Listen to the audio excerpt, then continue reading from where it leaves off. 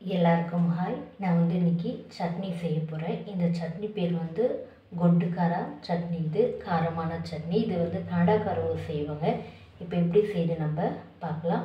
அதுக்கு நான் 10 காஷ்மீரி மிளகா எடுத்திருக்கேன். 12 காரத்துக்காக மிளகா எடுத்திருக்கேன். இப்போ இந்த மிளகாலாம் நம்ம கட் பண்ணி வச்சுக்கலாம்.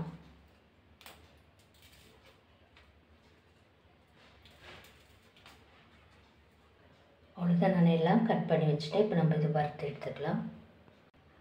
நான் ஒரு வெங்காயம் எடுத்திருக்கேன். இந்த வெங்காயம் நம்ம சுட்டு எடுத்துக்கலாம்.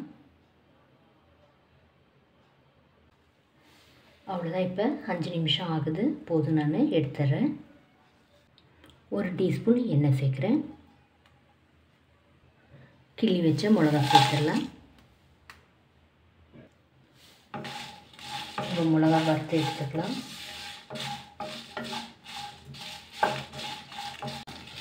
இப்போ லோ ஃப்ளேமில் 5 நிமிஷம் ஆகுது. போதும், நம்ம எடுத்துடலாம். 12 பல்லு பூண்டு உரிச்சு வச்சுருக்கேன், அது சேர்த்துக்கிறேன். கொஞ்சமாக கருவேப்பிலை 2 வறுத்து எடுத்துக்கலாம்.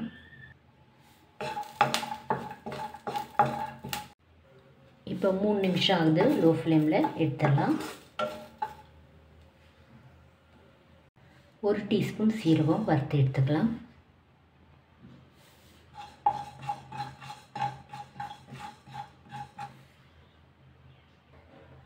அவ்வளோதான், எடுத்துடலாம். அவ்வளோதான், இப்போ நல்லா ஆறிடுச்சு. நம்ம மிக்ஸி ஜாரில் சேர்த்துக்கலாம்.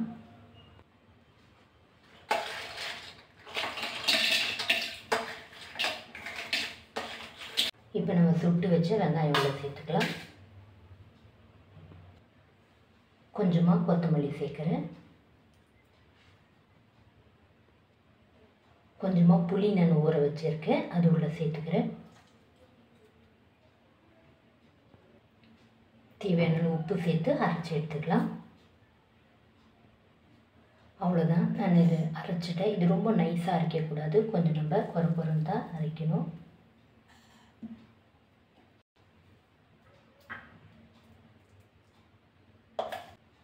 இந்த சட்னி நீங்கள் ரைஸோடு கொஞ்சம் நெய் சேர்த்து சாப்பிட்லாம். ராகி ரொட்டியோடு நம்ம இது சாப்பிட்லாம். இந்த வீடியோ உங்களுக்கு பிடிச்சா லைக் பண்ணுங்கள், கமெண்ட் பண்ணுங்கள், சப்ஸ்கிரைப் பண்ணுங்கள். தேங்க்யூ.